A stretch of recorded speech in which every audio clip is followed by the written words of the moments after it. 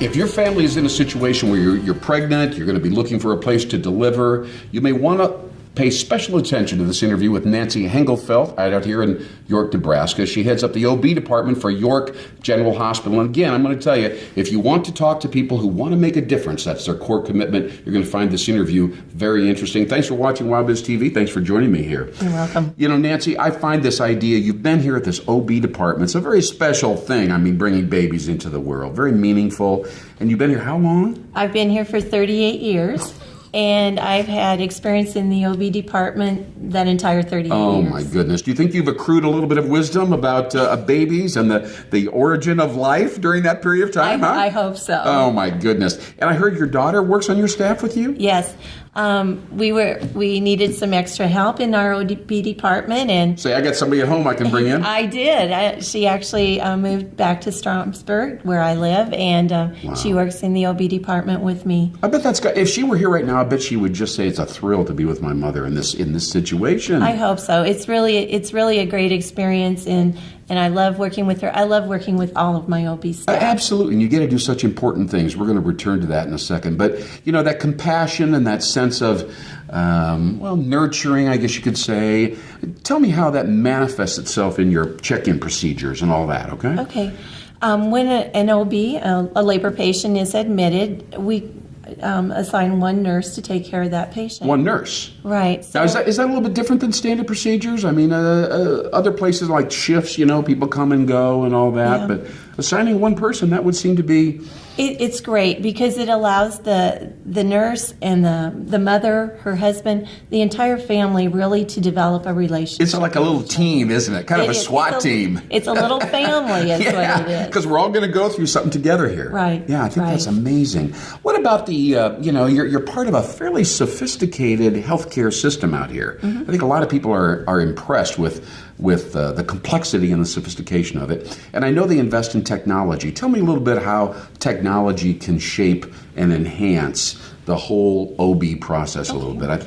I know I was impressed with that. Okay. Well, one of the things that we have fetal monitors in each of our labor rooms. You know, fetal monitors. Mm-hmm. I think I've seen those on TV. Tell me what that means, really. An electronic fetal monitor is applied, and it monitors mom's contractions. Okay. It also monitors the baby's heart rate. All right. We can determine fetal well-being by watching the monitor. That's amazing. So you know how the mom's doing and you know how the baby's doing based on, I don't know, the different graphs and the colors on the little chart and all that kind of stuff, right? Like I said, I've seen it on TV. Okay, all right. But it's very emotional when you're right there. You're watching it carefully and so on, right? Right. And we're very lucky here. We have 2 portable fetal monitors, and that allows mom to get up and move around. It's just great. You know, is that new? Because I don't think of mothers walking around at this stage in the process down to the last, we're on the 5-yard line, walking around.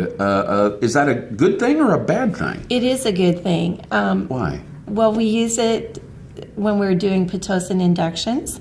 Pitocin is a medication that we use to stimulate contractions. Okay. It's considered a high-risk medication, no matter where it's used. Okay, thank you for saying that. So it's not something that you do with everybody. You don't use Pitocin with everybody. No, we just use it if it's time for the pregnancy to end, if it's time for the baby to be born. We've got to move forward here. Right. Well, I got to ask you this question. What percentage in general now do you have to use Pitocin or kind of, induce a little bit? 10 or 20% or more? Probably maybe around 30%. Around 30%? Mm-hmm. Okay. I just was curious about that. And it's for different reasons. Sometimes it's patient choice. Other times it's the need for the baby to be born. Yeah. It's a medical. For all those reasons. And I know that's a complex decision to make. That's not something that somebody says, all right, well, let's just get on with this.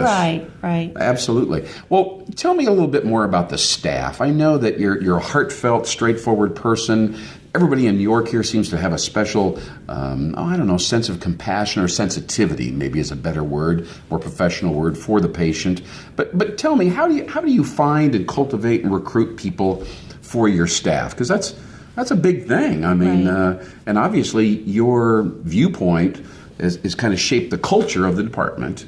and the staff's attitude towards people. Tell me about that. Okay, well, I think it takes a special person to want to be one-on-one with a patient for 12, 16 hours. Yeah. But, and they have to like being able to coach. I just recently had a new nurse, and she came in and watched one delivery, and she came Yes. to me afterwards and said, I really want to work in your department. Wow. And I said, that would be great. I think you'd be very good at What that. an easy recruiting process. It You is. Just sit It here is. and watch it and then tell me what you think, right? Yeah. So can you sense intuitively the quality inside of people that will help them be really great? Or is it a kind of a linear analysis that we have to check boxes on? No, I think they have to have the personality. They have to be compassionate, caring. They have Others-oriented, kind of focused on other people. Right. Yeah. On putting them first in their day. Yeah. And then I think they really have to want to make a difference. Now tell me about that. I mean, it would be profound to me. I would be so emotional every day with all these babies being born around me. When you say make a difference, what are you really referring to? Bring somebody into the world with that intimate moment with the family? Is that kind of what you're talking about? It is. It's something that you get to share. It's a privilege.